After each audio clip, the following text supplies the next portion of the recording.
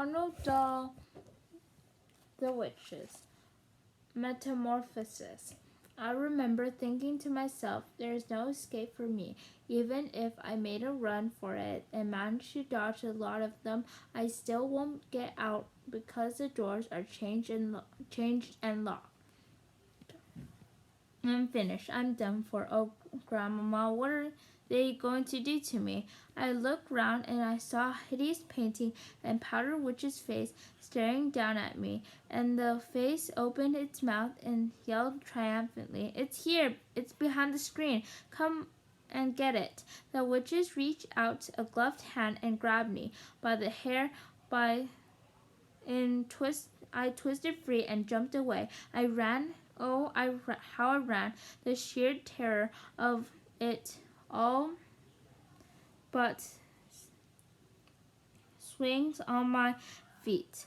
I flew around the outside of the great ballroom, and not one of them had a chance of catching me. As I came level with the door, I paused and tried to open them, but the big chain was on them, and they didn't even rattle.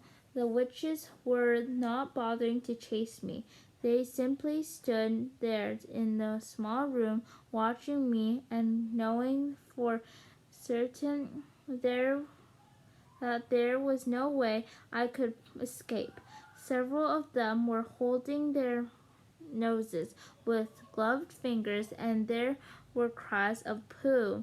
What a stink! We can't stand this much longer. Catch it then, you idiots!" screamed the Grand High Witch from on the platform, spread out in a line across the room, and closed in and on it and grabbed it.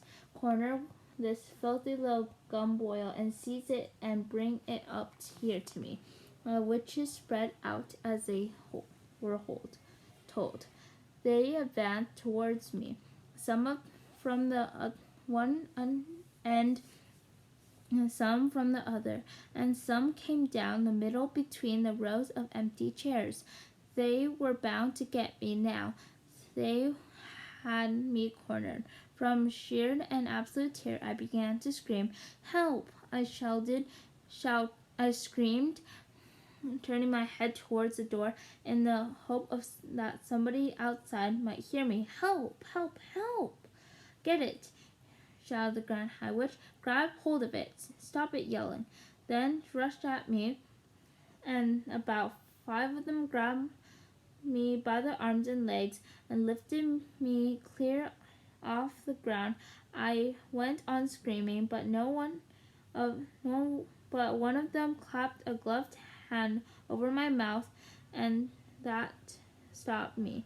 "Bring it here," shouted the Grand High Witch. "Bring the spy little worm up here to me." I was carried onto the platform with my arms and legs held tight by many hands, and I laid here suspended in the air, facing the ceiling.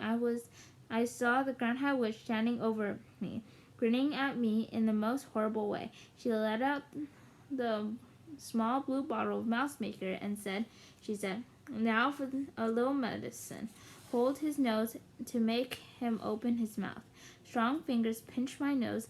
I kept my mouth closed tight and held my breath, but I couldn't do it for long. My chest was bursting. I opened my mouth to get one big, quick breath of air, and as I did so, the Grand High Witch poured the entire contents of the little bottle down my throat. Oh, the pain and the fire! It felt as though a kettle of boiling water had been poured into my mouth. My throat was going up in flames.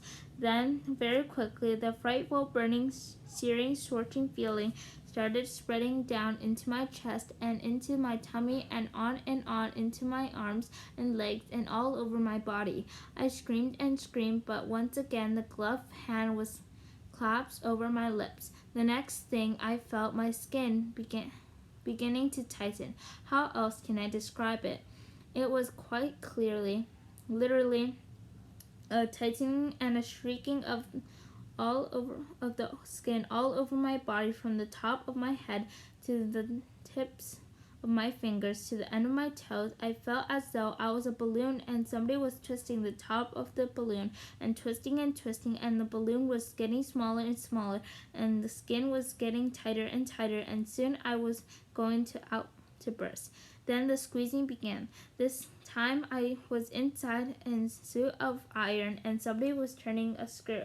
And with each turn of the screw, the iron suit became smaller and smaller, so that I was squeezed like an orange into a bubbly mess, with the juice running out of my sides. After that, there came a fierce prickling sensation all over my skin, or what was left of my skin, as though tiny needles were forcing their way out through the surface of the skin from inside. And this, I realized now, was the growing of the mouse fur. Far away in the distance, I heard the voices of the Grand High Witch yelling 500 doses. The stinky little carbuncle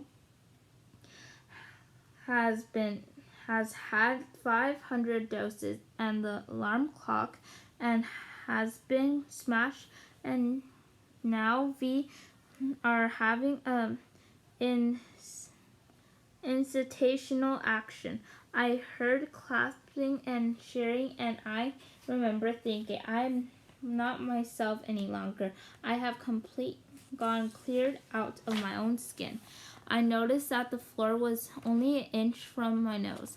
I noticed also a pair of little furry claws resting on the floor. I was able to move those paws. And there were mine.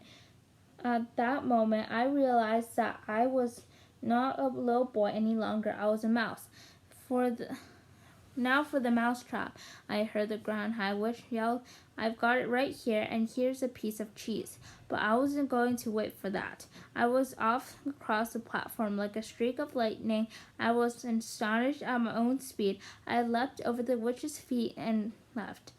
And in no time at all, I was down and steps and to the floor of the ballroom itself, and skittling off among the rows of chairs. What I especially liked was the fact that I made no sound at all as I ran. I was a swift and silent mover, and quite amazingly, the pain had all gone now.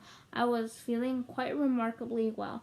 It is not a bad thing after all, I thought to myself, to be a tiny as well as speedy when there is a bunch of dangerous female after your blood. I select the back leg of the chair and squeezed up against it and keep very still. In the distance, the Grand High Witch shouting, leave the little stink paw alone. It is not worth bothering about. It is only a mouse now. Somebody else will soon catch it. Let us get out of here. The meeting is over. Unlock the doors and shove off to the Sunshine Terrace to have tea with that idiotic